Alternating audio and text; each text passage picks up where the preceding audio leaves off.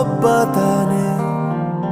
ಅಕ್ಷರ ಕಲಿಸೋ ಅಜ್ಞಾನ ಅಳಿಸೋ ಅವನೂನು ಅನ್ನದಾತಾನೆ.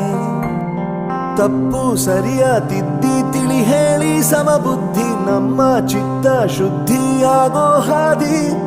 ಎಷ್ಟೇ ದೂರ ಹೋದ್ರೂ ಮರಿಬೇಡ ನಿನ್ನ ಬೇರು, ನಿನ್ನ ಸಾಧನೆಗೆಲ್ಲ ಇದುವೇ ಆದಿ.